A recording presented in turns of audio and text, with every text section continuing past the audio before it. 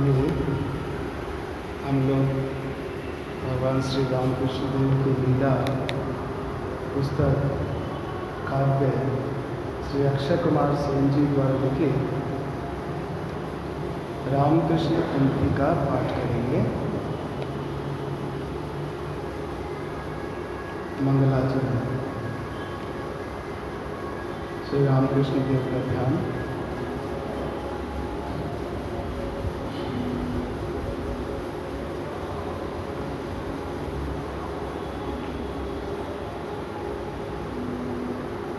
हृदय कमल मध्ये राजितं निर्विकल्पं सदसदखिल भेदातीतं एकस्वरूपं प्रकृति विकृति शून्यं नित्यमानन्दमूर्तिं विमल परमहंसं रामकृष्णं भजामः।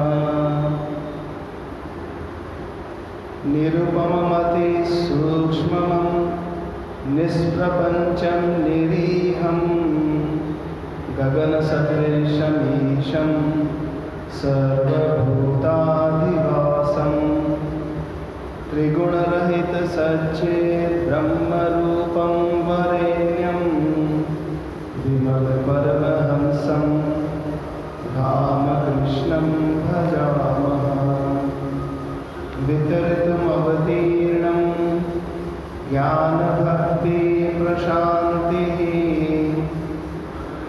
प्रणयगलितचित्तं जीवदुःखासहिष्णुं धृतसहजसमाधिं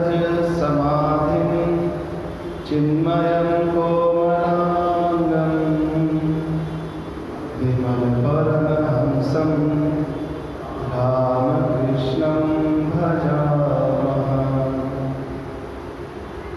वितरितुम अवतीर्णम ज्ञान भक्ति प्रशांति। श्री रामकृष्ण देव जिनका हम यह ध्यान कर रहे हैं, जिनको हम अपने हृदय में विराजित करने की चेष्टा करते हैं या जिनके प्रति हम आकर्षित हो रहे हैं, उसका कारण क्या है?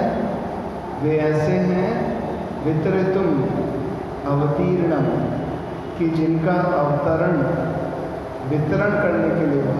डिस्ट्रीब्यूशन, क्या डिस्ट्रीब्यूट कर रहे हैं? ज्ञान भक्ति और प्रकृष्ट भावेन शांति ही, एक ऐसी शांति जो ज्ञान से और भक्ति से प्राप्त होती है, ऐसी शांति को वितरण करने के लिए जिनका अवतरण हुआ है। श्री रामकृष्ण वचनामृत में पढ़ते हैं, एक जगह पाठ आता है जहाँ नरेंद्र बोलते हैं, मैं ईश्वर कुछ नहीं चाहता, मुझे केवल शांति चाहिए। शांति।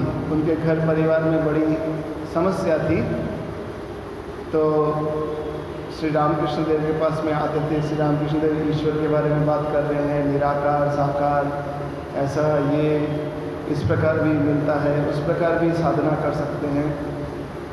नरेंद्र बोलते हैं मुझे क्या चाहिए? शांति।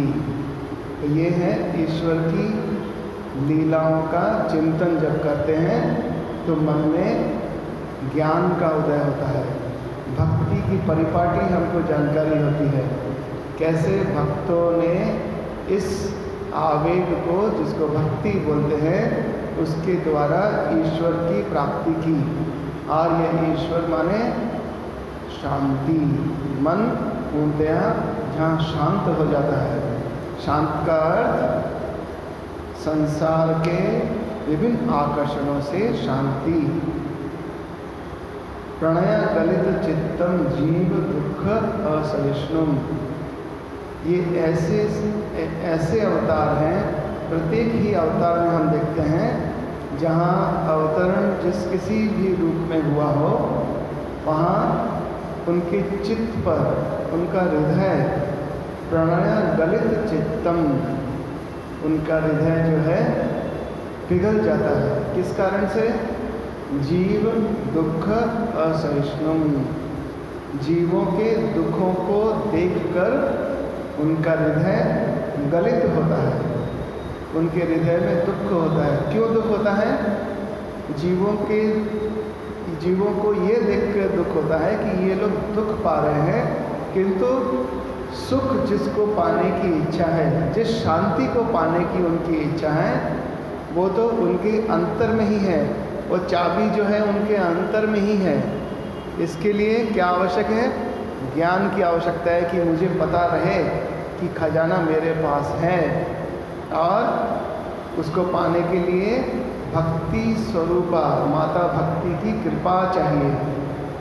तो ईश्वर की कृपा प्राप्त होने से क्यों प्राप्त होती है? ईश्वर स्वयं में देखते हैं कि वे जब सशरीर इस धराधाम पर है, सशरीर उसी शरीर में जैसा मुझको शरीर मिला वैसा ही आपको शरीर मिला, ऐसा वो देखते हैं कि इसी शरीर में जो कृषि काज जाने ना मौन, कहने का मतलब खेती करना ही नहीं जानते हो, इसी शरीर में ईश्वर की कृपा से ज्ञान, भक्ति, शांति हमारे हृदय में जो विराजित है, अगर उसकी प्राप्ति कर ली जाए तो जीवों का दुख जो है समाप्त हो जाता है।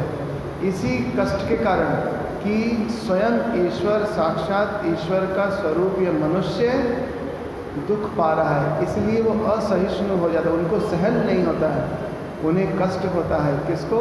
अवतार पुरुष को।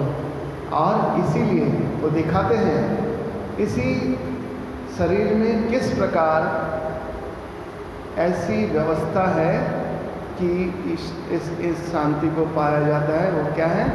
धृत सहज समाधिम। ये जो समाधि की स्थिति है, सहज तरीके से कैसे पाई जाती है, ये किसमें, किनके शरीर में, किनके अवतरण में देखते हैं? श्री रामकृष्ण रूपी अवतार में देखते हैं कि उनका शरीर एकदम चिन्मय है। चिन्मय माने ओजस्वी रूप से जहाँ मन अपने शरीर की जैसे औरा रहती है, शरीर का जो प्रभाव रहता है वो मृण्मय नहीं है। मृण्मय का अर्थ ये शरीर आज है, कल ये शरीर समाप्त होगा और मिट्टी हो जाएगा, किंतु वे हैं चिन्मय स्वरूप, उसी प्रकाश के स्वरूप जो कि हम देखते हैं श्री रामकृष्ण देव का जब तिरोधान होता है, जब वे अपने शरीर का त्याग करते हैं, उसके पश्चात माँ जब बहुत कष्ट पाती हैं, श्री माँ शारदा देवी, तो देखती हैं कि उनके पास में श्री रामकृष्ण देव आविर्भूत होकर बोलते हैं, अरे मैं गया ही कहाँ हूँ, इस कमरे से दूसरे कमरे में आया हूँ। ये इस बात की प्रमाणिकता है कि वे हैं और वे चिन्मय हैं, वे सिर्फ इस कमरे से दूसरे कमरे में गए हैं। अगर व्याकुलता रहती है, अगर ईश्वर के प्रति हमारी आकुलता रहती है, तो जैसे एक घर में माँ को उसकी बेटी जब पुकारती है तो माँ किसी भी रूम में हो, किसी भी कक्ष में हो तो चली आती है, वैसे ही वो बताते हैं कि वे चिन्मय हैं, वे कोमलांगी हैं, उनका अंग जो है बड़ा ही कोमल है, वो चिन्मय भी है और कोमलांगी भी है। ऐसा दोनों ही तरफ, क्योंकि वे इस तरफ भी हैं और वे उस तरफ भी हैं।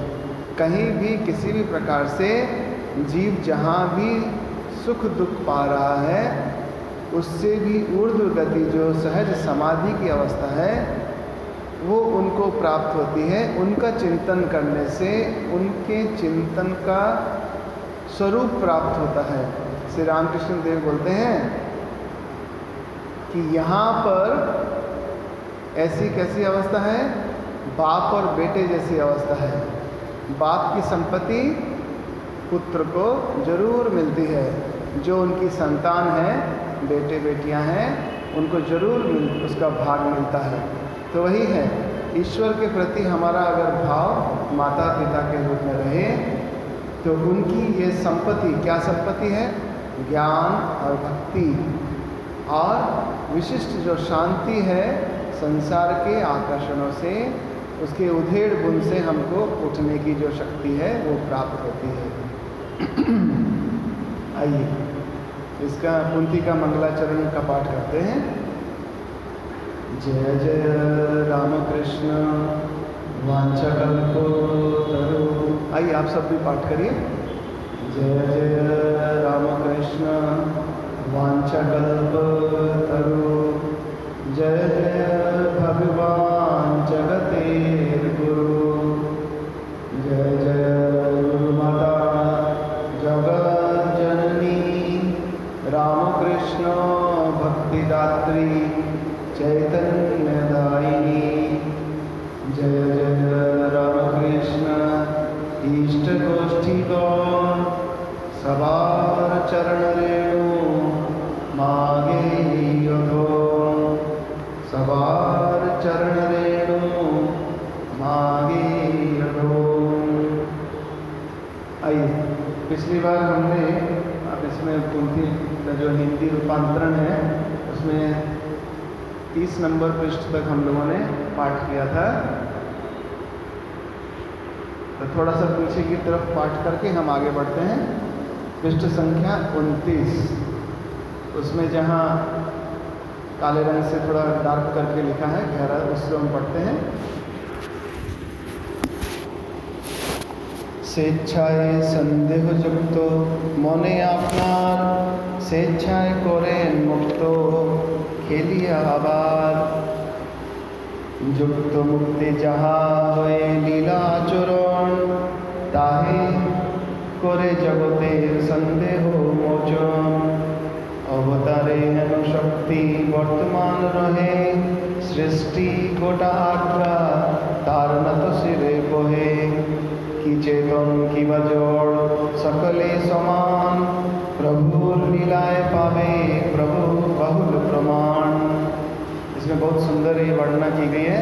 स्वेच्छाए संदेह युक्त मने आपनार स्वेच्छाए करें मुक्त खेलिया आभार। जिसको खेलना अच्छे से आता है तो वो कभी फुटबॉल में भी देखें मिडफील्ड में खेल लेगा, फुटबॉल का रेफरी भी बन जाएगा, वो चाहेगा तो गोलकीपर भी बन जाएगा, वो चाहेगा तो स्ट्राइकर भी बन जाएगा। तो सभी प्रकार का जो खेल हैं प्रभु जानते हैं। वो चाहें तो क्षण मात्र में ही हम लोगों के जो संदेह है उसको हटा दे सकते हैं। जो विचार विमर्श की जो क्षमता के ऊपर में सबसे बड़ा प्रहार है वो यही है कि ईश्वर हैं।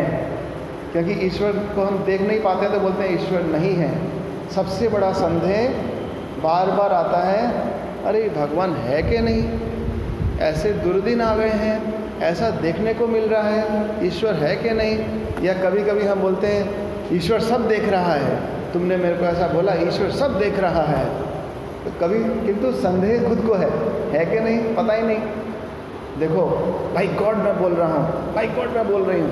अरे बाई गॉड बोल रहे हो तो बाई गॉड वो गॉड जो है उसके साथ मुलाकात हुई है? मुलाकात तो नहीं हुई है। मुलाकात नहीं हुई है इसीलिए संसार में मुकालात कर रहे हो, कभी इसके साथ झगड़ा, कभी उसको लात। इसीलिए श्री रामकृष्ण देव बोलते हैं जैसे भी है छोटी उम्र में थोड़ा बहुत साधन भजन करने से भी व्यक्ति जो है ईश्वर की ओर आगे बढ़ जाता है। इसीलिए श्री रामकृष्ण देव बोलते थे कि मैं क्या सबको बोल रहा हूँ सन्यासी होने के लिए। मेरा तो इतना ही कहना है कि पहले एक बार ईश्वर को जान लो, उसके बाद चाहो जो करो। चाहो जो करो का अर्थ यह है कि स्वेच्छाएं संदेह युक्तो मने आपनार स्वेच्छाएं करें मुक्तो खेलिए आबार। उसके बाद सिर्फ खेल रह जाता है, केवल खेल मात्र रह जाता है कि हम जहाँ हैं उस कर्तव्य का सिर्फ पालन करते चलें और इसके अलावा और कुछ नहीं रहता है। क्यों? क्योंकि ज्ञान हो जाता है, भक्ति प्राप्त होती है, शांति प्राप्त हो जाती है। सिर्फ बाहर में ऊपर में समुद्र की लहरों के समान ये खेल चलता रहता है। आज है कल नहीं है, जल का जैसे बुदबुदा है, अब भी अभी था, अब भी नहीं, अब भी फिर से आ गया। ये बड़े आश्चर्य की बात है। युक्त मुक्ति जहाँ होई लीला आचरण ताहे करे जगतेर संदेह मोचन। जिसके साथ युक्त, जिसके साथ मुक्त। युक्त माने युक्त, हिंदी में जिसको युक्त बोलेंगे, बांग्ला में ज इसको बोलते हैं। इसलिए युक्त और मुक्त, जोड़ना और घटाना, उसके लिए क्या जो लीला जानता है, जो खेलना जानता है, उसके लिए वो सिर्फ लीला आचरण है। जब ईश्वर के लिए अवतार रूप में ये लीला है, तो जीव बाकी जो हम सब हैं उसके लिए भी तो ये लीला है। जब ईश्वर स्वयं दिखा रहे हैं कि मेरा आचरण देख करके तुम सीखो, तो ये पक्की बात है कि जब उनके लिए ये लीला है तो हमारे लिए भी ये लीला है, ये खेल है, ये आनंद की कुटिया है। इसमें हम जहाँ पर हैं उस पार्ट को, उस अभिनय को बहुत अच्छे तरीके से जैसे हम कर पाएँ। माँ है तो संतान के प्रति प्रेम, पूरे परिवार को संभालने का कार्य कितना सुंदर तरीके से हम कर सकते हैं, उस प्रकार से करें। पिता है तो पुत्र पुत्रियों का भरण पोषण, अपनी धर्म पत्नी, परिवार के माता पिता इत्यादियों का भरण पोषण, जैसी जिसकी जो आवश्यकता है उसकी आपूर्ति करना पिता का फर्ज है, उसके शिक्षा का फर्ज है। तो वो एक प्रकार से खेल कहो या कर्तव्य बोलो, तो कर्तव्य अगर अच्छे से किया जाए तो खेल भी बहुत अच्छे से होगा और वो लीला का भाग होगा। प्रभु तुमने मुझे इस प्रकार का आवरण दिया, इस प्रकार के प्रेमिक दोस्त बंधु सब दिए, माता पिता दिए, मैं उनकी अच्छे से सेवा कर पाऊँ, यही मेरा आदर्श रहे। तब देखेंगे कि हमारा अभिनय इस संसार में बहुत अच्छा रहेगा। कि चेतन की व जोड़ सकल समान, प्रभु लीलार लीलाए पावे बहुल प्रमाण। सुख आध्यात्मिक शक्ति आवर्तन जाल, घुरिते चिरकाल सृष्टि संसार। संसार करके पिछली बार जैसे बताया था, बांग्ला में क्षम बोल के उसका मतलब होता है जोकर। तो जोकर जो होता है सभी को हंसाने का कार्य करता है। तो ये सृष्टि का जो सृष्टि में जो संसार का काम चल रहा है वो सभी को सुख और आनंद की प्राप्ति के लिए ही प्रभु की लीला जैसे है वो हो रही है। प्रभु की लीला हो रही है तो ये पक्का है हम लोगों की भी लीला ही हो रही है। तो ये संसार जो है सरति इति संसार, जो स्थायी नहीं है, जो चलता है, आगे बढ़ता रहता है। हम बालक रहे, फिर युवा हुए, फिर युवा से वयस्क हो गए, वयस्क से वृद्ध हो गए, प्रौढ़ हो गए, फिर वृद्ध हो गए, और एक समय ऐसा आया कि जन्म जिसका हुआ है उसकी मृत्यु अवश्यंभावी है। तो ये संसार सरति इति संसार प्रत्येक मुहूर्त में अपने हाथ से निकलता जा रहा है। जैसे घड़ी की टिक टिक से पीछे का समय वापस नहीं आता है, ठीक उसी प्रकार संसार में बिताए हुए क्षण पीछे के वापस नहीं आते हैं। वे केवल मात्र स्मृति शरीर के रूप में रह जाते हैं, सिर्फ स्मृति पटल पर अंकित हो जाते हैं। और वही हमारे लिए एक प्रकार से स्मृति पटल पर कार्य ऐसा करते हैं कि वे हमारे संस्कार बन जाते हैं।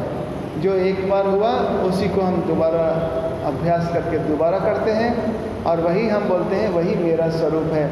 उसी अभ्यास को बनाए रख कर के हम अपने आप को बोलते हैं कि यही मेरा स्वरूप है। किंतु ये अभ्यास की प्रामाणिकता इतनी हो जाती है कि वह व्यक्ति का कार्य स्थायी दिखाई देता है, किंतु वह स्थायी नहीं है, वह सिर्फ अभ्यास की छाया मात्र है। किंतु जिस ये छाया जहाँ पे प्रकट होती है वह शरीर मन प्राण तो बदलता जा रहा है, ये संसार अपने हाथ से खिसकता जा रहा है, इसीलिए इसका नाम संसार। सेहेतु आचार्य रूपी अवतार गौण, सीखिया सिखान जीवे उद्धार कारण। इसीलिए अवतार गण लीला करके ये सिखा देते हैं किस प्रकार से अनासक्त रह के इस संसार सागर को हम पार करें। ये है अवतरण का विशेष प्रयोजन। विनाशिते तमो संदो लोचन आधार, चैतन्य हो गए, चैतन्य आलोके देखे इष्ट अपना, प्रबल पश्चात सिखा एवं वर्तमाने, जोड़ोवादी अवतार आदतों ने माने। आज भी हम जैसे बोलते हैं कि आजकल की शिक्षा जहाँ चारों ओर हो रही है, लड़का लड़की लोग कैसे उन्मुक्त होकर इधर उधर भटक रहे हैं। तो वो बात पहले भी कही जाती थी, जब रामचंद्र जी आए थे तब भी सुना कि उसमें ऐसी बातें आ रही हैं। जब उसके बाद में शंकराचार्य जी के समय भी ऐसी बात देखने को आ रही हैं।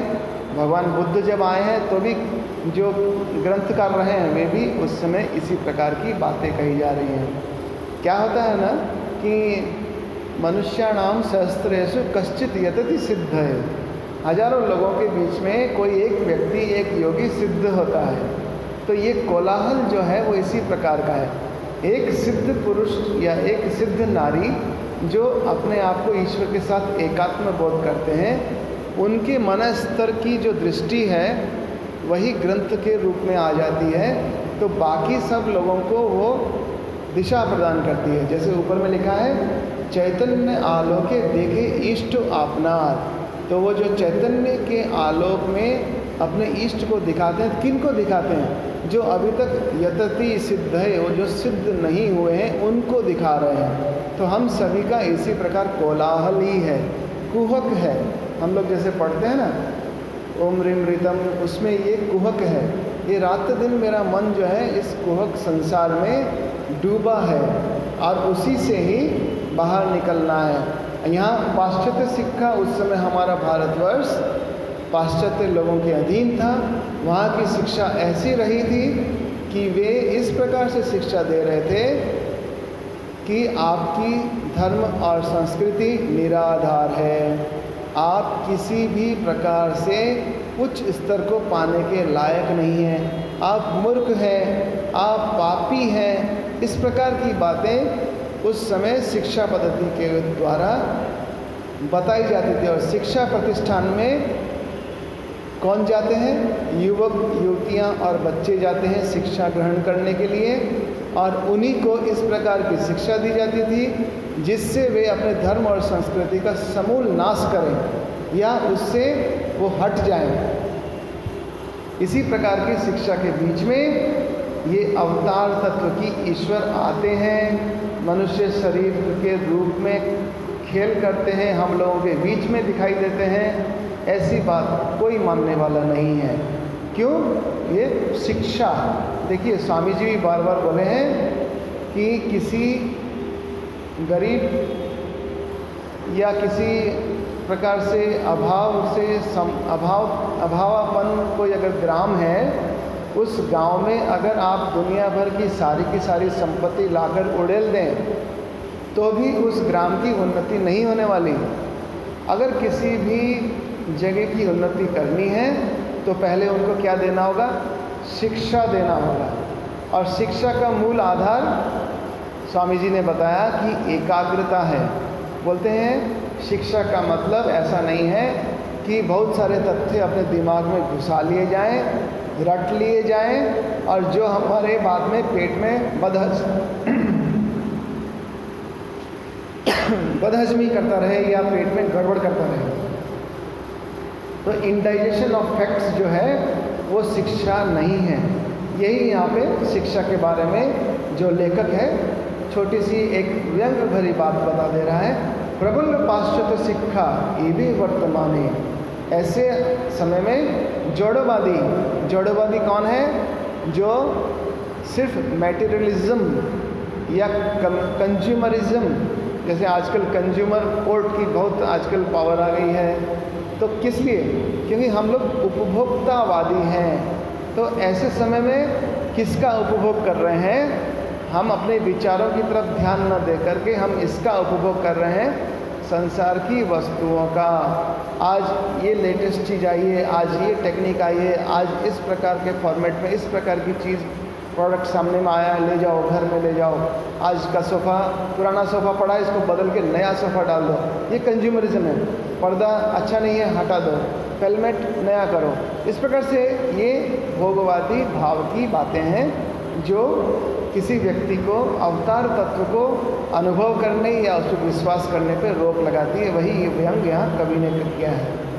फिर आगे है, रामे कृष्णे यद्यपि काहरे कुछ भक्ति, गौरांग अवतारे कोरे भीषण आपत्ति। ताई लीला छले कोरी गौरांग दर्शन करिलेन जगतेर संदेह भंजन। तो ये सब लीला हमने पीछे के पाठ में देखी, किस प्रकार से श्री रामकृष्ण देव ये देख लेते हैं अपने अनुभव के द्वारा कि श्री श्री चैतन्य महाप्रभु भी अवतार का स्वरूप है, और ये इस प्रकार के गौरांग दर्शन करने से लोगों के संदेह को दूर करने की उपस्थिति उनके मन में आती है। आइए अब नया प्रकरण शुरू करते हैं, पृष्ठ संख्या 31। तो मैं मुझे प्रवास में रहना पड़ा, बाहर गोरखपुर जाना पड़ा, रविवार के दिन ही ये सब काम करने के लिए मेरे पास समय रहता है, तो इसका अर्थ जो है पूरा नहीं कर पाए, किंतु बंगला से इसका उच्चारण कैसे होगा वो हम इसको बना लिए थे। आइए इसी का पाठ करते हैं, देखते हैं। এইখানে এক কথা শুনো বলি মন, উপনিষদ আদি বেদ ষড়দর্শন, গীতা গাথা তন্ত্রমালা 18 পুরাণ, জগতে যাবৎ শাস্ত্র উপায় বিধান, প্রভুর আসন কেহ পরশিতে নারে, এত দূর দূরান্তর মায়ার উপরে, জানি আমি শুনে লোকে কবে কথা নানা, যেমন লেখক তার মতো মাথাখানা, বুদ্ধি সাধ্য পারগতা, জ্ঞান ভাষায় পরাধীন দাস্যবৃত্তি পেটের জ্বালায়, মশা মারা দশাখানি চাপড়ে না টেকে, ভূত প্রেত পায় লজ্জা মূর্তিখানা দেখে, চঞ্চল মনের বৃত্তি কপি পরাজিত, কপি কপি কাব্য তার রঞ্জিত।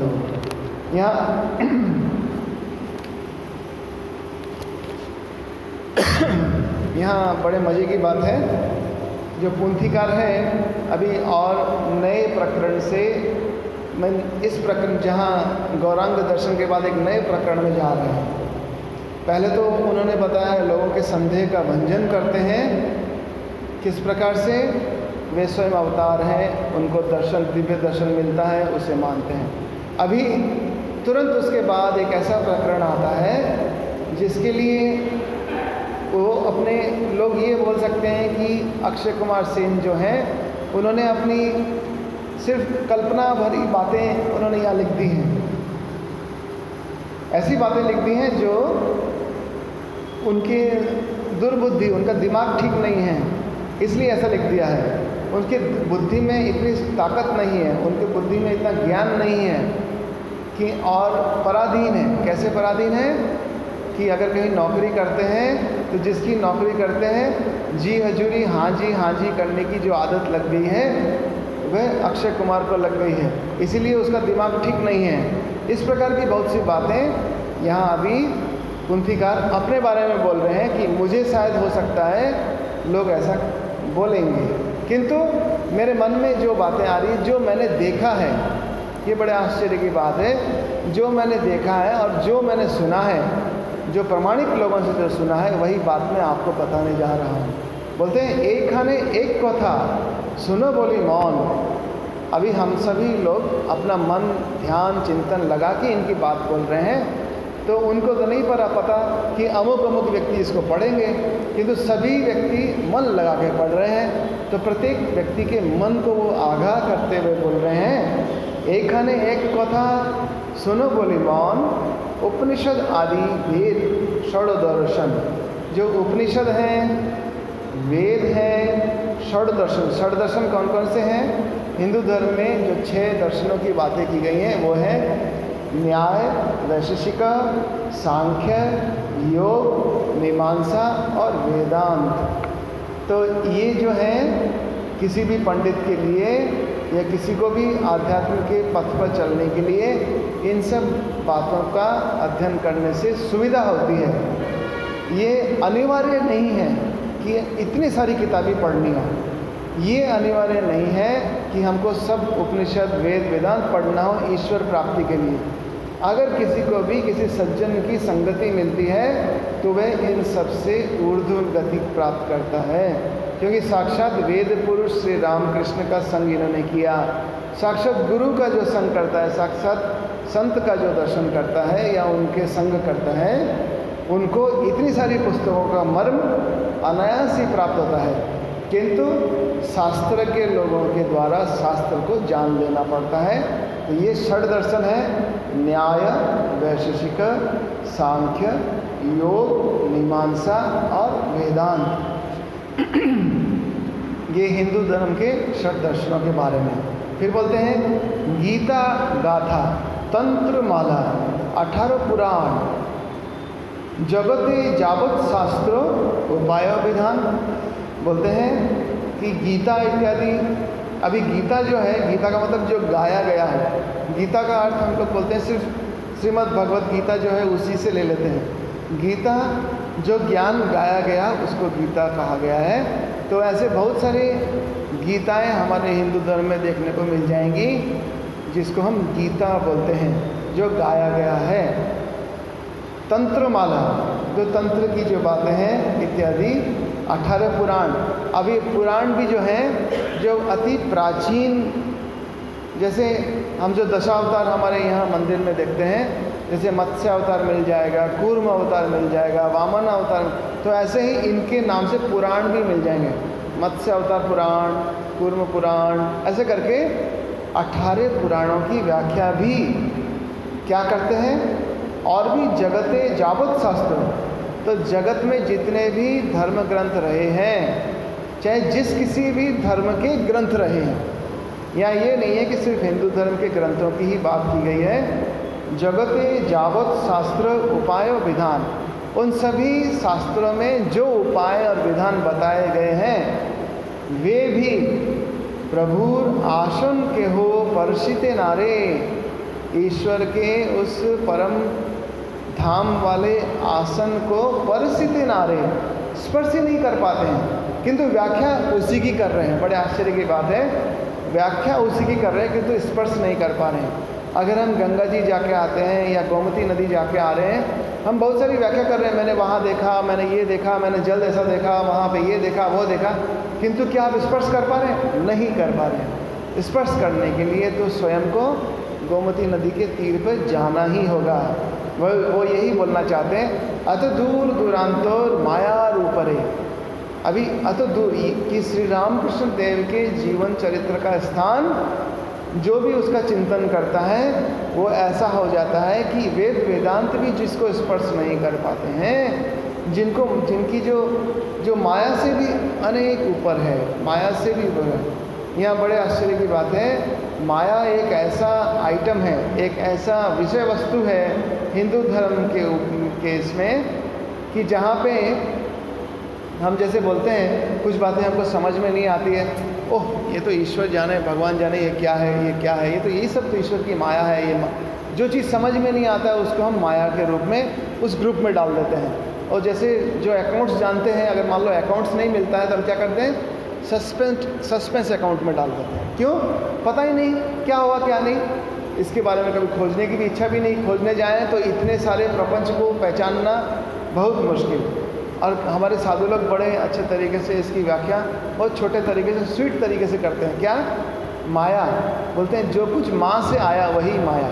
बड़ा आसान तरीका है भाई, जो कुछ माँ से आया। अब माँ के बारे में क्या बताएं, माँ के पोटली में भानुमति का पिटारा जैसे बोलते हैं ना, कभी उसकी सृष्टि के बीज में क्या निकलता है, क्या डालते हैं, कुछ पता ही नहीं। इसलिए जो कुछ माँ से आया वही माया। तो ऐसा ही है, उन सबसे भी ऊपर जिनकी लीला चिंतन है, हम तो उसकी चिंतन करने जा रहे हैं। जानी आमी सुने लोके कौबे कोथा नाना। मुझे पता है कि ये सब जो बातें मैं बोल रहा हूँ, वे सब बातें बोलने से लोग मुझे बहुत सारी बातें बोलेंगे, बहुत प्रकार से मुझे अपयश सुनने को मिलेगा। बोलेंगे जैमन लेखक तार मतो माथा खाना, बोलेंगे जैसा लेखक है वैसा ही उसका दिमाग है। अभी बड़े आश्चर्य की बात है, जैसे कोई देखने में बहुत सुंदर है तो हम देखते हैं कि सुंदर है तो उसका दिमाग और उसका चाल चलन और उसका जो बातचीत करने का तरीका भी बहुत सुंदर हो सकता है। हम देख के ही ऐसा अनुभव करते हैं। साइकोलॉजी अगर आप पढ़ते हैं, मनोविज्ञान पढ़ते हैं, तो प्रत्येक व्यक्ति सबसे पहले सुंदर व्यक्ति के प्रति आकर्षित होता है। वो एक स्वभाव ही ऐसा है। तो वही है, वो अपने बारे में बोलते हैं कि मेरा मुखमंडल ही ऐसा है कि मुझे कोई देखना पसंद नहीं करेगा। या आपने शुरू में उसका जो लेखक है उसका चेहरा आप देखना चाहें तो इसमें देख लीजिए, 1 नंबर पृष्ठ में है। वो देखने में, इधर देखो कैसा जो मुख है, देखने में दोबारा देखने की इच्छा न करें, और बड़ी सी दाढ़ी है, जो आंखें अंदर धसी हुई है, और बड़ी विचित्र टाइप के हैं, और जब खड़े होकर चलते थे पूरा मुंह ढक के, ऐसा ढक के चलते थे। क्यों ढक के चलते थे? कि कोई उनको देखने ले कि वो इतने बदसूरत हैं। तो ये बड़े आश्चर्य की बात है। और उनको बोलते थे साख चुन्नी, जो शाखा पहने हुए जो चुड़ैल जैसी होती है, वैसा उनका रूप है। इसलिए बोलते हैं कि मैं इतनी बातें लिख रहा हूँ, मेरे मन में जो आ रही है, मुझे ऐसा लगता है जैसे कि कोई मेरे अंदर से एक पीछे से कोई शक्ति है जो मुझसे लिखवा रही है। जानी आनी सुने लोके कौबे कोथा नाना, जेमन लेखक तार मतो माथा खाना। तो ऐसा देखने में जो विचित्र कुपुरुष है, या देखने में जिसकी दोबारा देखने की इच्छा न हो, तो उस व्यक्ति का माथा भी वैसा ही होगा, दिमाग भी वैसा ही होगा। लोग मुझे ऐसा ही बोलेंगे। तो मुझे कई बार कुछ बॉलीवुड के कुछ लोगों से जानने पहचानने की बात हुई, तो वो लोग बोलते हैं कि अरे जिसको मैं दोबारा देखने की इच्छा नहीं हो रही है, उसको मैं स्टार या एक्टर या एक्ट्रेस कैसे बनाऊं? क्योंकि अगर मुझे देखने की इच्छा नहीं हो रही तो पब्लिक क्यों देखेगी? तो वही है, उसकी फिल्म नहीं चलेगी। तो वही ऐसी बात है। वो बोलते हैं कि यहाँ तो कोई अगर मुझे मेरा चेहरा देख के अगर देखेगा, बोलेगा कि इस व्यक्ति की तरफ दोबारा आकर्षण नहीं होगा, किंतु मेरे मन में ये सब सदिच्छा आई है, मैं तो ये बखान करूँगा। बोलते हैं बुद्धि साधो पारगता, ज्ञान भाषाए पराधीन दास्य वृत्ति पेटेर जालाए। बड़ा सुंदर बोलते हैं कि लोग मुझे बोलेंगे इसकी समर्थता बुद्धि सब बेकार हो गई है, लोगों की दास्य वृत्ति करते करते पूरी तरह पराधीन हो गई है। तो आप जानते हैं वो मास्टर थे, टीचर थे, एक स्कूल में भी पढ़ाते थे। रविंद्रनाथ टैगोर, उनके जो बच्चे, देवेंद्रनाथ टैगोर जी के जो संतान, उनको भी पढ़ाया। इस प्रकार से छोटी कक्षाओं को पढ़ाते थे। तो उस समय हमारा देश पराधीन भी था। यस सर, जी, यस जी, यस जी, यस जी, यस जी, यस जी, यस जी, यस जी, सिर्फ इतना ही हमारी दास्य प्रवृत्ति हो गई, ना करने की हिम्मत ही नहीं। इसलिए वो बोल रहे हैं कि पेटे जाला है, पेट की आग बुझाने के लिए जी हजूरी करते हुए जो मेरी बुद्धि हो गई, लोग मुझे ऐसा बोलेंगे। फिर आगे बोलते हैं मौसा मारा डोसा खानी, चापड़े ना टेके, भूत प्रेत पाए लज्जा, मूर्ति खाना देखे। बोलते हैं मेरा शरीर और रूप ऐसा है कि कैसा है, कोई मान लो अगर धक्का मार दे, थोड़ा सा ऐसा ठेल दे तो गिर जाए, वो सहन नहीं कर पाए। बोलते हैं मच्छर अगर यहाँ बैठा हो ऐसे मारे तो क्या होगा, वो क्या सहन कर पाएगा? मर ही जाएगा। तो बोलते हैं मेरे शरीर की अवस्था तो ऐसी है, कोई धक्का मारे तो मैं गिर जाऊँ या हो सकता है मृत्यु को पा जाऊँ। ऐसा मेरा शरीर है और ऐसा रूप है, भूत प्रेत पाए लज्जा, मूर्ति खाना देखे। इसमें बड़े व्यंग को इन्होंने यहाँ जोड़ा है कि मेरा रूप ऐसा है कि अगर मुझे कोई लोग देखे वो तो छोड़ ही दो, देखना नहीं चाहें, किंतु अगर भूत प्रेत भी अगर मेरे को देखें, अभी जैसे बच्चों को बोले भूत प्रेत कैसा होता है, वो ऐसा दांत निकाल के यूँ करके वो दिखाएंगे, माने ऐसा विकट रूप दिखाएंगे। क्यों दिखाएंगे? कि हमको पता ही नहीं है भूत प्रेत कैसा होता होगा। तो कोई भी तरीके का कोई, जैसे मान लो बच्चों को डराना, देखो वहाँ हाउस है, वहाँ हीज है, वहाँ भूत है। अब भूत माने कौन सा भूत है पता ही नहीं, किसी को पता ही नहीं। स्वामी विवेकानंद को तो पता ही है, आपने बचपन में उसको बोला कि भाई इस वाले पेड़ पे नहीं चढ़ना, वहाँ पे ब्रह्म राक्षस है। अरे राक्षस तो सुना, अभी उसमें ब्रह्म भी जोड़ दिया, माने कुछ और उपाधि दे दी, पता नहीं कैसा वाला कुछ बड़ा कुछ राक्षस है। अब ब्रह्म हम जहाँ देवता को बोलते हैं तो देवता और राक्षस देवता है। अरे यार बड़े आश्चर्य की बात है, राक्षस भी है देवता भी है। स्वामी विवेकानंद तो बड़े चालू हैं, बड़ा टेढ़ी खीर है उनको उल्लू बनाना। तो वो बोलते हैं अच्छा ठीक है, मैं देखता हूँ, पेड़ पे जाके उल्टे लटक गया, वो खुद भी भूत के जैसे लटक गया, है ना। कोई देखे अरे इस पेड़ में तो लोग बोलते हैं भूत रहता है और यहाँ पे ऐसे दो हाथ नीचे किए कौन झूल रहा है, वो स्वयं नरेंद्र ही भूत के जैसे झूल रहा है। उसको बोलते हैं कि अरे इसमें चढ़ने से तो तुम्हारी जो गर्दन है ऐसे घुमा के तोड़ देगा, ऐसा भूत है। ब्रह्म राक्षस है, माने राक्षस में भी शक्ति है, इसलिए ब्रह्म जोड़ दिया। बहुत अच्छी बात है। जैसे आजकल बोलते हैं ना सर्फ बोलते हैं, फिर अपने सर्फ एक्सेल बोलते हैं, फिर सर्फ एक्स्ट्रा एक्शन, और अभी और भी आएगा एक्स्ट्रा मैन सुपरमैन, सुपरमैन। अरे तो भाई कुछ ना कुछ उसमें उपाधि जोड़ दे रहे हैं। तो इतने प्रकार के भूत जिसके हम कोई रूप नहीं जानते हैं, जिससे कभी मुलाकात नहीं हुई, अभी मुलाकात नहीं हुई बोल के कोई भी कल्पना भूत के नाम से जोड़ दी जा सकती है, कोई भी कल्पना ईश्वर के नाम से भी जोड़ दी सकती है। क्यों? ईश्वर सर्वज्ञ है, ईश्वर सर्वव्यापी है, ईश्वर सर्व अंतर्यामी है, तो भूत भी इधर भी आ सकता है, उधर भी जा सकता है। ऐसा हम अगर मान लो बाइबल में देखें तो वहाँ पे जो होली घोस्ट और सैटन, ये दोनों की कल्पना एक समान की गई, दोनों को एक ही शक्ति दी गई है, एक ही प्रकार की पावर दी गई है, किंतु डिस्क्रिमिनेशन फैकल्टी, जो पावर ऑफ थिंकिंग, जो पावर ऑफ मेकिंग, जैसे माँ बोलती हैं गोड़ते नहीं भांगते सवाई पारे गोड़ते पारे कौजौन, तो हम सब तोड़ तो सकते हैं, घर परिवार में भी हम लड़ाई झगड़ा बहुत अच्छे से कर सकते हैं, किंतु क्या आपस में प्रेम बना सकते हैं? बड़े आश्चर्य की बात होती है, लोग आपस में जब कहासुनी करते हैं, किसी के बारे में कोई अच्छी बात करें तो क्या होता है, लोग विश्वास झटपट नहीं करते हैं, किसी के बारे में जरा सी खराब बात करें तो लोग झट से विश्वास कर लेते हैं। तो यही है कि ये होली घोस्ट और बोलिए ये होली शैतान, ये हमारे साथ रात दिन है।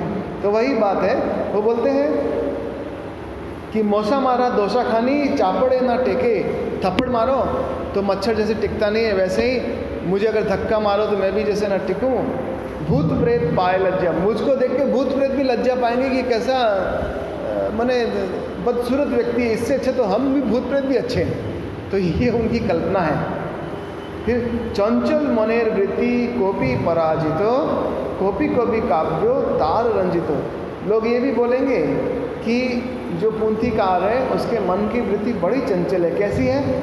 कॉपी माने बंदर के जैसी, और कॉपी पराजित हो, बंदर भी जहाँ पराजित हो जाए, ऐसा ये लेखक है। कॉपी कवि काव्यो तार रंजित। तो ऐसे कपि, ऐसे बंदर के द्वारा रचित काव्य फिर कैसा होगा? ऐसे ही तो होगा। आपको ये भी याद होगा, स्वामी विवेकानंद बोलते हैं कि मनुष्य किस प्रकार का है, कि व्यक्ति कैसा है, उसको जैसे किसी ने शराब पिलाया, वो बंदर के समान है, और उसको फिर शराब पिला दी हो, फिर उसके ऊपर बोलते हैं कि किसी भूत का आवेश हो गया हो, और तो और फिर उसको बिच्छू ने काट लिया हो। तो ऐसे हमारी मन की चंचल वृत्ति है। अभी मान लो एक तो कपि माने बंदर रहने से अपने आप से ही चंचल है। अच्छा, उसके ऊपर उसको अगर मान लो शराब पिला दी गई हो तो वो और चंचल हो उठेगा, और विभिन्न प्रकार की दूसरी प्रकार की क्रियाएं करने लगेगा। शराब पिलाने के बाद में उसको अगर मान लो किसी ने, अगर मान लो बिच्छू ने काट दिया, जैसे बिच्छू काटते कोई, अगर मान लो एक छोटा कीट भी हमको काट देता है तो कैसी जलन होती है, कैसा कष्ट होता है। वहाँ बिच्छू ने काट दिया, उसका डंक मारने से, उसका विष उसमें जाने से जैसा कष्ट होता है वो उसको कष्ट हो रहा है, और उस बंदर को उसके ऊपर में भूत जैसा कोई आवेश आ गया। तो इस प्रकार की स्वामी विवेकानंद बोलते हैं हमारे मन की प्रवृत्ति ऐसी है, बंदर के जैसी है। ऐसा बंदर, कैसा बंदर? जिसको मदमस्त वाली शराब पिला दी गई है, जिसको भूत का आवेश हो गया है, और जिसको डंक से मार दिया गया, विष दे दिया गया हो, ऐसा हमारा मन है। ये वही मन है जिसके बारे में ये यहाँ पर पुंथिकार बोलते हैं, चंचल मनेर वृत्ति, ये मेरा मन तो बड़ा चंचल है। कॉपी पराजित हो, वहाँ पे बंदर भी पराजित हो गया मुझसे। ऐसा कॉपी, ऐसा मैं कॉपी, ऐसा पराजित जिनसे हो गया, ऐसा बंदर जाति का मैं काव्यकार, मैं व्यक्ति, मेरे ही इस प्रकार के मनोवृत्ति से रंजित तो ये पुंथी मेरे मन में लिखने की इच्छा हो रही है। कैसे? केवल रंजित नये रंजित अतिशय पूजक ब्राह्मणे ब्रह्म सनातन भय। कि ऐसी बुद्धि हो गई है कि जो ब्राह्मण, जो श्री राम कृष्ण देव स्वयं सनातन स्वरूप है, सनातन ईश्वर की खोज में लगे हैं, ऐसे ब्राह्मण उनकी लीला गाथा करने जैसा दुस्साहस मैं कर रहा हूँ। बोलते हैं जानिया ओ खांतो थकी साध्य न कुलाए, पाछू थकी केहू जेनो प्रवृत्ति जन्माए। यहाँ पे वो बोलना चाहते हैं ये सब बातें मेरे बारे में लोग कहेंगे या कहते हैं, फिर भी क्या करूँ, खान तो था कि अंदर में एक क्षुधा है, अंदर में एक शांत अजीब सी एक व्यथा है कि मैं उसको लिखे बिना, उसकी वर्णना किए बिना रह ही नहीं पाता हूँ। पाछो था कि के हो जैनो प्रवृत्ति, ये मेरी प्रवृत्ति है जो जन्म से ही है, मैं क्या करूँ। अच्छा अभी वो अपने बारे में एक इतनी, जैसे तुलसीदास जी की आप रामचरितमानस देखेंगे तो वो अपने आप को इसी प्रकार से छिपा के रखते हैं, निम्न कोटि में रखते हैं, किंतु वो अपने आप को सब समय प्रत्यक्ष रखते हैं। प्रत्यक्ष रखते हैं माने वो श्री रामचंद्र जी की लीला को जैसे देख रहे हैं वैसी बातें लिखते हैं। वही यहाँ जैसे हैं, बोलते हैं प्रत्यक्षते देखा जहाँ, जहाँ कुछ सुना, जो कुछ मैंने प्रत्यक्ष देखा है और जो कुछ मैंने प्रत्यक्ष सुना है, जा बोले बोलुक लोके कोरी को वर्णना, मैं जैसा भी मुझे आप लोग बोलते रहे किंतु मैं श्री प्रभु की वर्णना करते हुए थकूंगा नहीं और ये अवश्य आगे करता रहूँगा। फिर बोलते हैं ये वर्णना उन्होंने अपने आप के अपने बारे में की। कुंतीकार ने अपने ऊपर व्यंग किया, अपने बारे में बताया। अभी यहाँ प्रकरण थोड़ा सा बदलता है। क्या बदलता है? हम लोगों ने देखा मथुरनाथ विश्वास जो कि रानी रासमणी की संपत्ति के उत्तराधिकारी हैं और वहाँ जो भवतारिणी माँ काली मंदिर के मैनेजर भी हैं, वहाँ के मालिक भी हैं, ट्रस्टी बोर्ड के एकदम प्रेसिडेंट बोल सकते हैं वैसा है, या सभी प्रकार से वो वहाँ पे सर्वे सर्वा है। उनको पीछे में बहुत सारे संदेह रहे हैं, वो देखे हैं कि वो संदेह मिटाने के लिए कुछ ना कुछ करते रहते हैं। अभी यहीं पर मथुरनाथ विश्वास की बातों को लेके थोड़ा सा और श्री रामकृष्ण देव के साथ लीला और ये माधुर्य की चिंता है, जो तंत्र मत से आने वाली साधनाओं का कुछ फल बोल सकते हैं या उसका ही एक रूप बोल सकते हैं। ईश्वर जब आते हैं तो बहुत अग्नि परीक्षाओं को दे करके दिखाते हैं कि किस प्रकार से मनुष्य अपने जीवन को बना सकता है। श्री रामचंद्र जी के जीवन में देखा 14 साल का वनवास, माता पिता के प्रति उनकी सब समय आज्ञा पालन करने की आतुरता।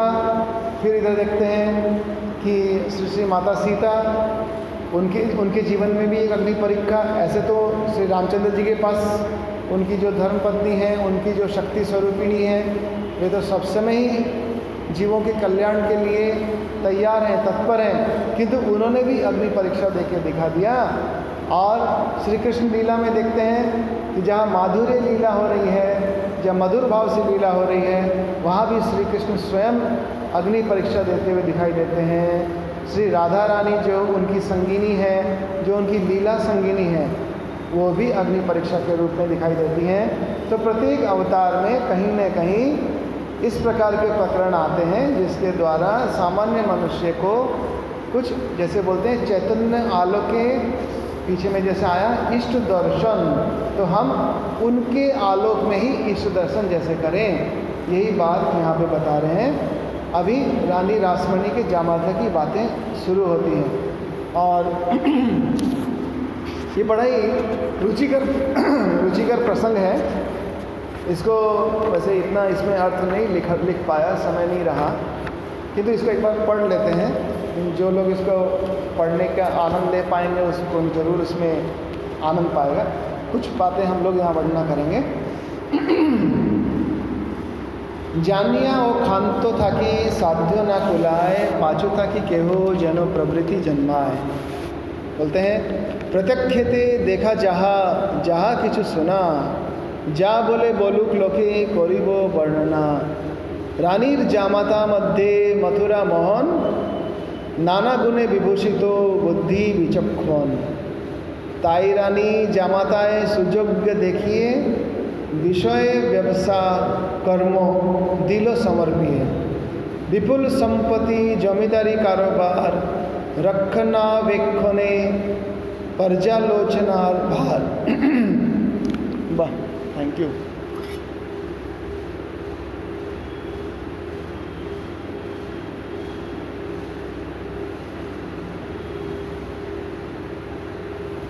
बढ़िया।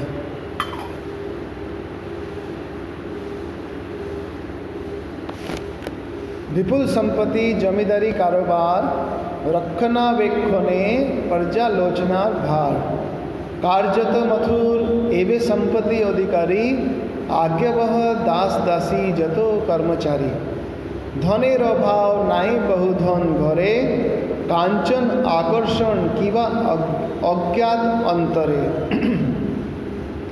कामिनीर आकर्षण बुझे सोलो आना, बुद्धि भ्रष्टो कर्म नष्टो यदियो घटे ना। यहाँ ये थोड़ा सा समझने की वाली बात है। बताते हैं कि रानी जो माँ हैं उनके जामाता हैं मथुरा में अंधविश्वास, ये इनके अंतर में बहुत गुणी है, वो गुणी हैं और बुद्धि भी उनकी बहुत अच्छी है, बहुत विचक्षण बुद्धि है। इसलिए उनके जामाता को सुयोग देखकर विषय व्यवसाय जो उनके पुत्र संतान नहीं थी, इसलिए अपनी पुत्री के जो स्वामी हैं उनको उन्होंने पुत्र के रूप में वरण कर लिया और अपना जितना कारोबार है, रानी है उनका कारोबार है, वो कारोबार सब कुछ इनको समर्पित कर दिया। विपुल संपत्ति, रानी है तो संपत्ति रहेगी, संपत्ति है उसकी जमींदारी है इत्यादि बहुत सारे कारोबार हैं। रक्षान वेक्षणे पर्यालोचना, उस रक्षान वेक्षणे माने देख रेख करना, मेंटेनेंस करना, ये सब रक्षान वेक्षणे। पर्यालोचना, उसके लिए जो जो आवश्यक जो दस्तावेज पे सिग्नेचर करने की शक्ति है वो भी मथुरनाथ विश्वास के ऊपर है। कार्यत मथुर एवे संपत्ति अधिकारी, इसलिए ये सब इतने कार्य करते हैं इसलिए उनकी विपुल संपत्ति है। और जहाँ संपत्ति रहती है, जहाँ हमको शक्ति का दायित्व मिल जाता है, वहाँ पे क्या होता है, पद मिल जाता है, वहाँ पे क्या होता है, आज्ञावह दास दासी जतो कर्मचारी। जितने भी दास दासी रानी के हैं, जितने भी कर्मचारी जहाँ पे भी कार्य कर रहे हैं, वे सब मथुरनाथ विश्वास की आज्ञा में रह के काम करते हैं। उनकी हाँ में हाँ, ना में ना बोल के काम करते हैं। ये बताने की चेष्टा की गई है कि वो कितने समृद्धिशाली, वैभवशाली व्यक्ति हैं। उसके बाद बोलते हैं, धनेर अभाव नहीं बहुधन घरे, कांचन आकर्षण किबा अज्ञात अंतरे। बोलते हैं पैसे की कोई कमी वहाँ नहीं है, बहुत है। कांचन आकर्षण इतना है कि उसके आकर्षण में आदमी जैसे डूब सकता है। एक अज्ञात तरीके से अंतर में जिनके आकर्षण है उनको वो प्राप्ति हुई है, तो उनके अंतर में वो आकर्षण है, पैसे का, रुपए का, मान सम्मान इत्यादि, वो सब उनके पास है। कामिनीर आकर्षण बुझे सोलो आना। यहाँ एक बात जानने की है कि जब हम श्री रामकृष्ण वचनामृत पढ़ते हैं तो उसमें कामिनी कांचन का आकर्षण बोला गया है। तो कांचन तो समझ में आता है कि पैसे का आकर्षण सभी को है, किंतु यहाँ कामिनी जो शब्द यूज किया गया है वो स्त्रियों के अंदर जो आकर्षण का प्रभुत्व करने का जो शक्ति है उसी को कामिनी कहा गया है। कामिनी का अर्थ जिसको पाने की इच्छा। किंतु यहाँ ये ध्यान रखने चीज योग्य है कि ये एक पुरुष गुरुदेव हैं, ये पुरुष आचार्य हैं। तो एक पुरुष के स्वरूप में उनके पास में आने वाले जितने उनके साधकगण हैं, तो स्वतः ही जो विपरीत जो प्रतिपक्ष है उसके बारे में वो बोलते हैं, सीधा सीधा इंगित करते हैं, वो कामिनी। ऐसा ही है कि स्त्रियों के लिए पुरुषों का आकर्षण कामुक स्वरूप। तो इसके लिए ये बात ध्यान देने योग्य है कि यहाँ किसी भी प्रकार से स्त्रियों का अनादर नहीं किया गया है। उनके भुवन मोहिनी स्वरूप के ऊपर में ही ये चर्चा की गई है कि अगर पुरुष लोग साधना करने जाएं तो सबसे बड़ा आकर्षण उसके लिए इस भुवन मोहिनी माया, इस भुवन मोहिनी जगत में स्त्री रूपिणी जो आकर्षण है वही वो यहाँ कामिनी कहा गया है। इसमें किसी के भी मातृत्व सुख और मातृत्व भाव को अपमान नहीं किया गया है। ये माता और बहनें लोग जान के रखें। कामिनी आकर्षण बुझे सोलो आना। तो मथुरनाथ विश्वास कामिनी का आकर्षण समझते हैं कि एक पुरुष के लिए जो स्त्री का आकर्षण है, क्योंकि इसी प्रकार की कुछ बातें आगे आएंगी, इसलिए वो पहले से भूमिका बांध रहे हैं। बोलते हैं उनके चारों ओर इतनी संपत्ति और इतना सब कुछ है कि कोई अगर चाहे ये सब भोग करता हो तो बुद्धि भ्रष्ट कर्म नष्ट। ऐसे व्यक्ति की बुद्धि भ्रष्ट हो जाती है, और उसके जितने काम धंधे हैं नष्ट हो जाते हैं। किंतु बोलते हैं यदियो घोटे ना, ये उनकी विलक्षण बात है। मथुरनाथ विश्वास में इस प्रकार की बुद्धि भ्रष्टता और कर्म जो है नष्ट, ये दोनों बातें उनके अंतर में नहीं घट रही है। यही बात पुंथिकार यहाँ दिखाना चाहते हैं। प्रारंभ जौवन प्रभु रूप अंगे भरा, सुबल सुगठन सुंदर चेहरा। बड़े आनंद की बात है, ऐसे मथुरनाथ विश्वास जो इतनी संपत्तियों के बीच में है, वो जानते हैं कांचन और कामन कामिनी का आकर्षण कैसा है, क्योंकि वो स्वयं इसके बीच में खड़े हैं। उनको हो सकता है कि इससे अपने आप को उठा लेने की शक्ति कुछ मिलती हो, किंतु वो जब भी श्री रामकृष्ण देव की तरफ देखते हैं, हम भी अगर श्री रामकृष्ण देव की तरफ देखते हैं तो क्या देखते हैं? सुबल सुगठन सुंदर चेहरा। सुंदर चेहरा देखने में सुंदर है, ऐसा है कि हाँ बल, शरीर में बल है, उनके शरीर के सभी अंग सुंदर हैं, सुगठन हैं। अभी जैसे श्री रामचंद्र जी की लीलाएं पढ़ते हैं तो जहाँ पे वहाँ सीता और श्री रामचंद्र जी का जहाँ उद्यान वाटिका में मिलन होता है, वहाँ पे तुलसीदास जी ने श्री रामचंद्र जी की वर्णना इतनी सुंदर तरीके से की है कि पुरुष में भी सुपुरुष कैसा हो वो देखा जाए तो श्री रामचंद्र जी को देखना चाहिए। तो वही बात यहाँ है कि वो प्रारंभ यौवन श्री रामकृष्ण देव के जीवन की उस समय जो आयु चल रही थी, उस आयु में वो यौवन का आरंभ हुआ है, जहाँ पे व्यक्ति अपने भरपूर यौवन का आनंद ले सकता है। वही बोलते हैं प्रभु रूप अंगे भरा। उस यौवन के आनंद की छटा श्री रामकृष्ण देव के शरीर के अंग में देखी जा रही है। सुबल है, सुगठित है और उनका चेहरा बड़ा सुंदर है। ऐसा व्यक्ति वो श्री रामकृष्ण देव के ऊपर संशय करते हैं। क्या करते हैं? एक बार एक काम विरोही तो काया की ना जानिते वृतांतो है लो एकांत तो कामना। अभी ये जानना चाहते हैं श्री रामकृष्ण देव के संपर्क में कि जिनकी इतनी सब अंतर में सब यौवन की सब शक्तियाँ भरी पड़ी हैं, वह व्यक्ति क्या काम विरोही तो है? उसके उनके मन में किसी प्रकार का काम क्या जाग ही नहीं रहा है, क्योंकि इससे पहले बहुत सारी बातें उन्होंने कर ली हैं। जानिते वृतांत तो है लो एकांत तो कामना। यही एकांत उनकी मन में इच्छा हो गई, क्योंकि सामान्य व्यक्ति के अंतर की जो आकर्षण है उसको देख करके कई लोग मन में सोच सकते हैं कि ये किस प्रकार का व्यक्ति है, इसको इस प्रकार का आकर्षण कैसे नहीं है, क्यों नहीं था। यहाँ पे वो स्वयं बता रहे हैं, स्त्री मात्रे जननी, ये पुंथिकार लिख रहे हैं, स्त्री मात्रे जननी ज्ञानेश्वरी प्रभुर मने आगा गोड़ा श्री मथुर विशेष्य जाने।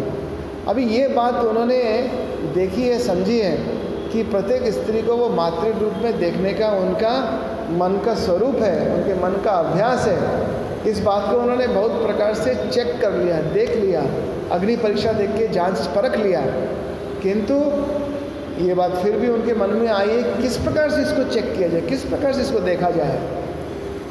तो फिर आगे देखते हैं कि देखी छे उज्जवल उपमा हजार हजार तथापि न जाए संद तामस अंधार परीक्षार हेतु जुक्ति कैलो मोने मोने रूपसी जुवती एक वैश्या संजोटन। अभी यहाँ उनके मन की विचित्र अवस्था है। वो श्री रामकृष्ण देव के मन में देखना चाहते हैं कि काम है कि नहीं, स्त्री के प्रति कामुकता वाला आकर्षण है कि नहीं। पहले भी वो देख चुके हैं, बहुत प्रकार से सुन चुके हैं, उनके अवतार होने का प्रमाणिकता भी आ गई है, किंतु एक विषयी व्यक्ति सब समय अपनी दृष्टि से ही ईश्वर को देखेगा। जहाँ हम श्री कृष्ण और राधा के प्रेम को, उनके युगल प्रेम की जोड़ी को, जहाँ ब्रह्म और जीव और ईश्वर शक्ति के बारे में चिंतन के लिए लगाते हैं, वहीं एक सामान्य व्यक्ति उनको सिर्फ भोगासन्न व्यक्ति के रूप में देखते हैं। राधा रानी को और श्री कृष्ण को उस दृष्टि से उच्च आसन को दे ही नहीं पाते हैं। तो श्री कृष्ण फिर एक अपनी अग्नि परीक्षा देते हैं। वो क्या अग्नि परीक्षा है? रासलीला महाअग्नि परीक्षा है, और वो परीक्षा वो देते हैं, उत्तीर्ण होते हैं। सभी गोपियों को वो प्रेम मधुर आलाप और आलिंगन से पूर्ण करते हैं। एक व्यक्ति हजार हजार रूप लेकर के वहाँ मानसिक रूप से, कायिक रूप से सबको पूर्ण करते हैं। वे एक अग्नि परीक्षा से पूर्ण होते हैं, जहाँ उनको काम का किसी भी प्रकार से स्पर्श नहीं है। काम स्वयं श्री कृष्ण के आकर्षण पे मोहित है। वहीं वैसा ही ये संसारी बुद्धि से आसन्न होके मथुरनाथ विश्वास श्री रामकृष्ण देव की परीक्षाएं लेना चाहता है। ये परीक्षा जब श्री रामकृष्ण देव दे रहे हैं, बोलते हैं कि श्री रामकृष्ण बीच बीच में कि मैंने 16 आना नाच किया है, तुमको 1 आना नाच करना है। तो आज हम जितने साधक साधिका हैं, जो साधन भजन करते हैं, हमको कम से कम 1 आना इस प्रकार की परीक्षा देनी ही पड़ेगी। कहीं ना कहीं से किसी न किसी प्रकार के टेम्पटेशंस हैं, विभिन्न प्रकार के आकर्षण हैं, हम लोगों के जीवन में आते ही रहेंगे, और ये घात प्रति घात हमको मजबूत करेंगे, ताकतवर बनाएंगे, ताकि हम उससे किस प्रकार से डीलिंग करें, किस प्रकार से सद्व्यवहार करके अपने आप को लांग जाएं। जैसे श्री रामकृष्ण देव उनके बोलते हैं कि मास्टर महाशय इतने छोटे हैं कि माया की रस्सी उनको बांधने जाती है और वो उसमें से स्लिप हो जाते हैं। मास्टर महाशय नहीं, उनका नाम था दुर्गाचरण नाग महाशय। इतने वो श्री रामकृष्ण देव के ग्रही भक्त थे, जिनको श्री रामकृष्ण देव ने बोला था गृहस्थ जीवन में रहने के लिए, और उन्होंने दिखा दिया गृहस्थ जीवन में कैसे रहा जाए। मास्टर महाशय हैं, उनको भी गृहस्थ जीवन में रहने के लिए कहा। बलराम बाबू, उनको भी गृहस्थ जीवन में रह करके सबकी सेवा करने के लिए कहा। तो ऐसे चिन्हित किए हुए श्री रामकृष्ण देव के सन्यासी शिष्य भी हैं, गृहस्थ शिष्य भी हैं। तो वे बोला जाता है कि माया की डोरी उनको बांध ही नहीं पाती है, वो उसमें से स्लिप हो जाते हैं। और स्वामी विवेकानंद एक ऐसा विशाल व्यक्तित्व है कि माया की डोरी बांधने जाए, डोरी छोटी रह जाती है। उनके ज्ञान का प्रसार इतना है कि वो उससे भी स्किप करके बाहर चले जाते हैं। ये डोरी का मतलब है आसक्ति, ये डोरी का मतलब है बार बार आने वाले परीक्षाएं, आकर्षण। हम अपने जीवन में देख सकते हैं, मुहुर्मुहु क्षण प्रति क्षण किसी न किसी प्रकार से हमारे मन को विक्षोभित करने के लिए कुछ न कुछ आकर्षण आते ही रहेंगे, आते ही रहेंगे। और इस आकर्षण में श्री रामकृष्ण देव बोल रहे हैं, मैंने 16 आनो नाच नाचा है, तुमको तो इतना सा करना है। तो यही है। अच्छा, इसको हम पूरा करते हैं। बोलते हैं, परीक्षार हेतु जुक्ति कैलो मोने मोने रूपसी जुबती एक वैश्या संजोट में। अभी परीक्षा लेने की उनकी इच्छा हुई है, क्या करते हैं, एक रूपसी युवती की व्यवस्था करते हैं, जो कि जिसका कार्य क्या है, लोगों के मन को बहलाना। उसको उन्होंने व्यवस्था किया, जो कि पेशे से दूसरे प्रकार के कार्य करती हैं, ऐसी उस महिला को उन्होंने व्यवस्थित किया।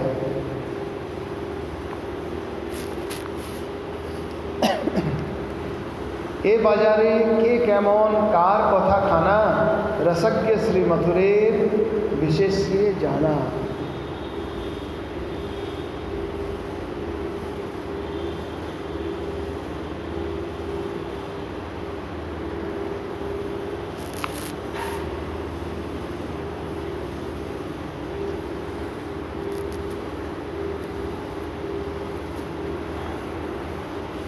ए बाजारे के कैमोन कार कथा खाना रसज्ञ श्री मथुरे विशेष ये जाना। अभी यहाँ बोल रहे हैं, मथुर बाबी जो है वो रानी के जामाता है, तो उनको सभी प्रकार के स्थानों की जानकारी है, क्योंकि वे रसज्ञ हैं। वो इस प्रकार की चीज़ों को पसंद करते हैं, वे जानते हैं कौन सा अड्डा किधर है, ऐसा जानते हैं। इसीलिए वो बोलते हैं इस बाज़ार में, वहाँ पे बहुत कलकत्ता जाएंगे तो वहाँ वेस्ट बंगाल में हावड़ा में देखेंगे, कलकत्ता में देखेंगे, जैसे मछुआ बाज़ार है या बाग बाज़ार है, या इस प्रकार उस जगह का नाम बाज़ार बोल के है। तो वहाँ बहुत सारे बाज़ार हैं। तो ऐसे ही बहु बाज़ार है, इस पर बहुत सारी जगह ऐसी हैं जहाँ पे इस प्रकार के काम होते हैं, और उस सब की जानकारी हमारे मथुर बाबू को है।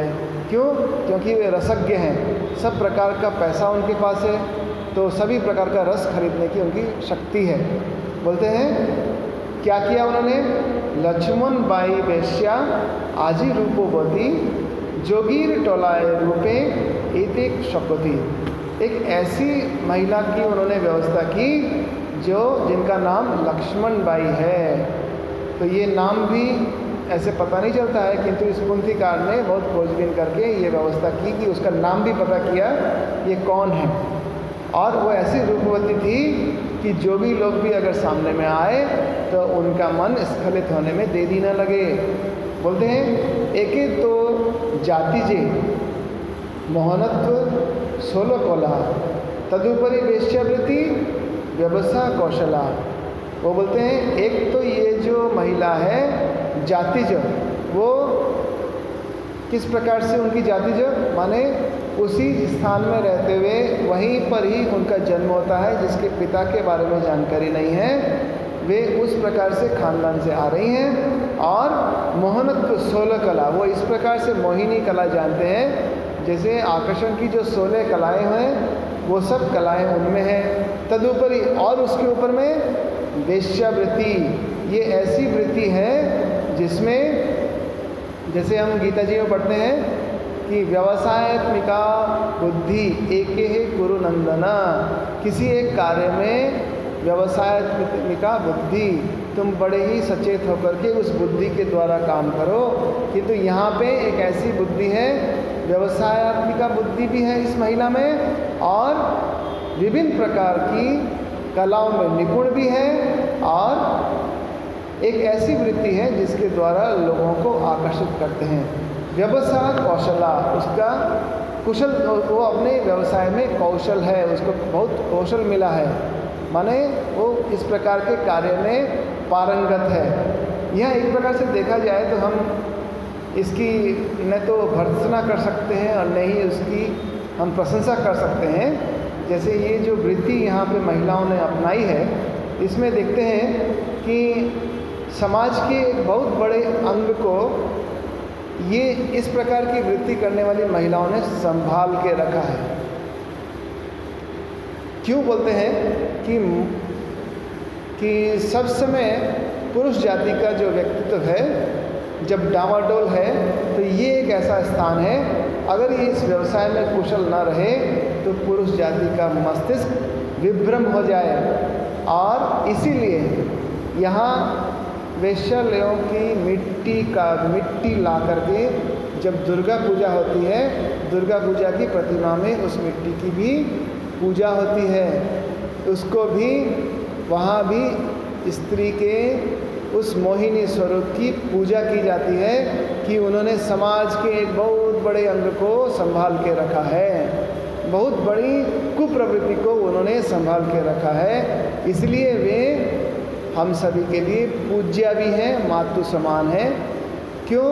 क्योंकि समाज की जो गंदगी है उनको वो स्वीकार कर परिच्छन्न करके फिर से भेज देती हैं। ये है सकारात्मक रूप से उनको देखने की दृष्टि। ताय संगे मथुरेर हইল मंत्रणा से जेमन तरतम আর 16 जना एकत्रित राखिबारे ताहार भवने प्रभु के जट ना करी दिबेन सेखाने भांगिया प्रभुर कथा सविशेष कये तेजोल ब्रह्मचारी ब्राह्मण तो नहीं। अभी ये जो लक्ष्मण बाई है उनका इस प्रकार के से वर्णन उन्होंने किया है, और ये वर्णन इससे ये पता चलता है कि किसी भी प्रकार का व्यक्ति आए वो उनको अपनी कलाओं में निपुण कर लेते हैं। तो हम वहाँ जहाँ इधर में अपने रामकृष्ण मिशन सेवा प्रतिष्ठान जहाँ अस्पताल है कलकत्ता में, तो वहाँ हमको हमारा 2 साल रहना हुआ। तो वहाँ का पीछे का जो उधर का जो एरिया है उसको रेड लाइट एरिया बोलते हैं।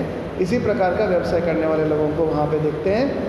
तो जब भी हम वहाँ से माँ काली जो शक्ति स्थान है, काली जी का वो मंदिर है, जाते हैं तो वही एक रास्ता है जहाँ से होके कोई पैदल जाता है तो वहाँ से जाना होता है, या कभी कोई गाड़ी से जाए तो दूसरे रास्ते जा सकते हैं। तो वहाँ जाते हैं तो देखते हैं कि संध्या समय में बहुत से पुरुष जो है इस प्रकार की महिलाओं के, जिसको बोल सकते हैं कि एक मोह में खींचे चले जा रहे हैं, भागे चले जा रहे हैं, और उनको लेकर के अपनी आमोद प्रमोद करते हुए एक स्थान उसको मिलता है जहाँ पे वो अपने मन की सभी प्रकार की, जिसको कुप्रवृत्ति बोलते हैं, दुश्चिंता बोलते हैं, वो वहाँ जा कर के पूर्ण कर रहे हैं।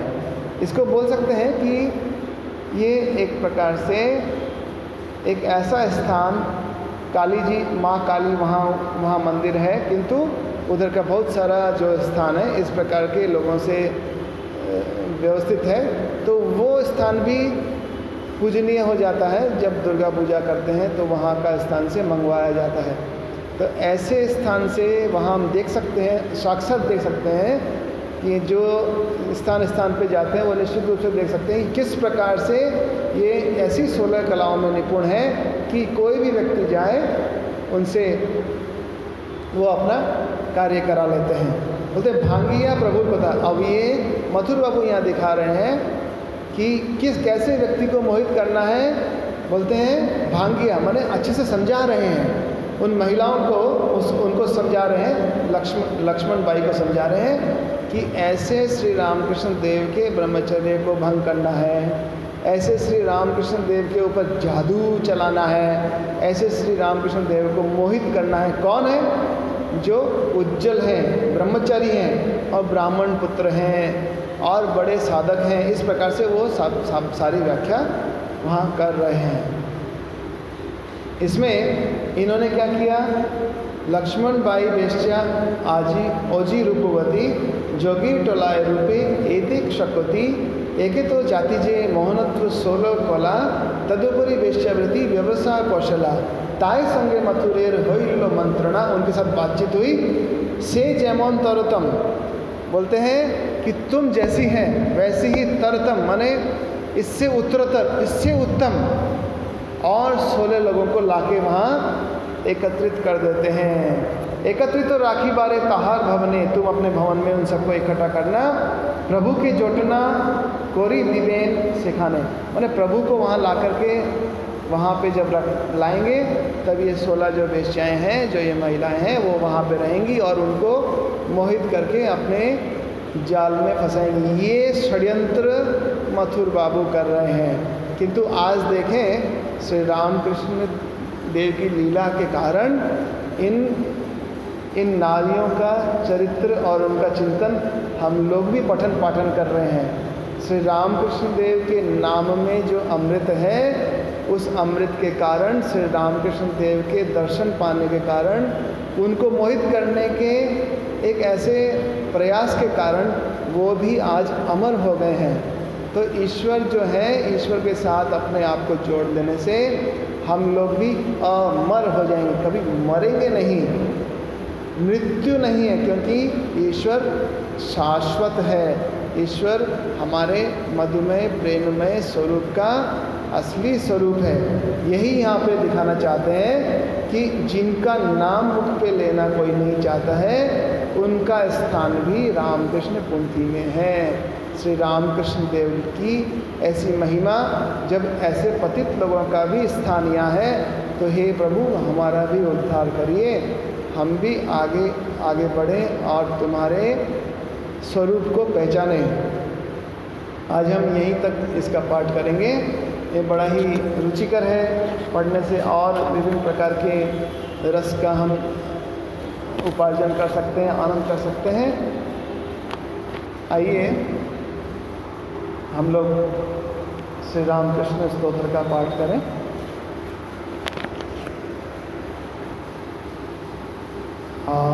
चंडाला प्रतिहतरयो यस्य प्रेम प्रवाहो लोकातीतो यः न जहो लोककल्याणम् त्रैलोक्येऽप्य प्रतिममहिमा जानकी प्राण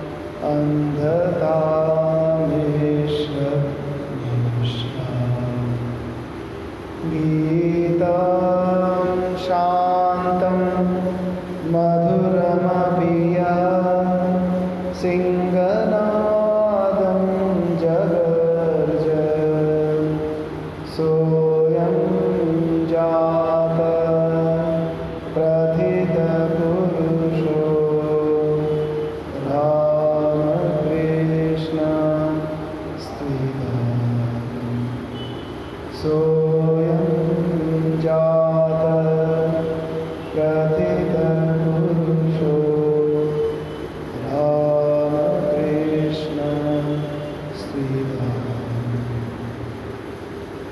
ॐ शान्ति शान्ति शान्तिः।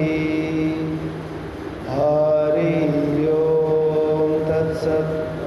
श्रीरामकृष्णार्पणमस्तु।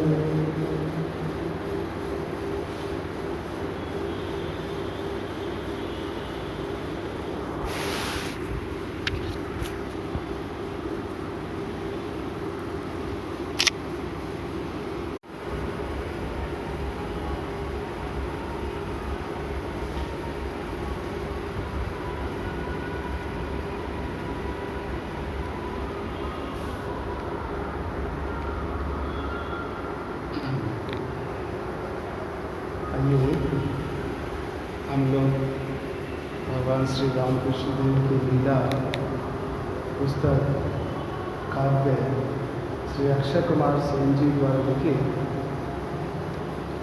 रामकृष्ण पंक्ति का पाठ करेंगे।